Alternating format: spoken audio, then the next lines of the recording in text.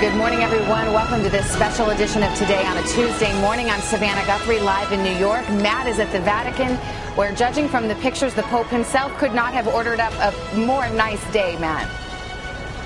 No, Savannah, it is beautiful here in Vatican City. The weather perfect for this installation or inauguration ceremony.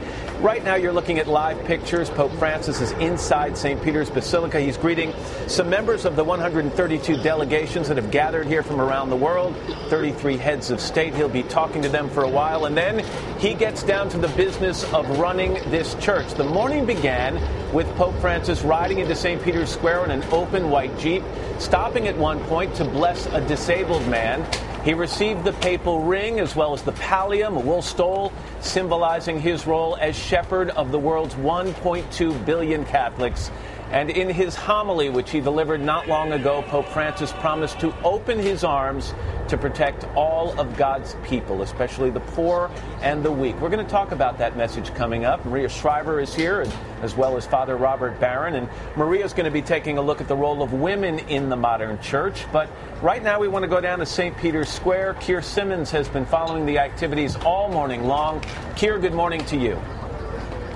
Hey, Matt, good morning. This is always a historic day, but the crowds pouring out of St. Peter's Square behind me here certainly have seen history in the making. Some of them, Matt, are still in the square watching the Pope meet world leaders on the big screens. He having told them to respect the environment, think about the weak and the poor. Once again, this Pope bringing his simple style to this most grand of ceremonies. Catholics and the simply curious of every colour and creed gathered for a ceremony stretching back thousands of years. 132 official delegations from around the world came, and leaders of every faith. Few religious celebrations as grand, ancient or steeped in ritual as the installation of a Pope of the Roman Catholic Church. From early in the day, hundreds of thousands poured into the square.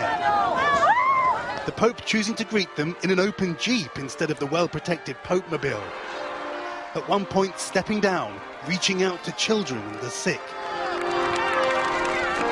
The cheers of the faithful here, an audible embrace.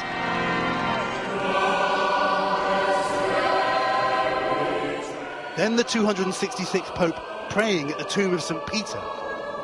Leaders of the Eastern Church alongside him, healing a divide 1,000 years old.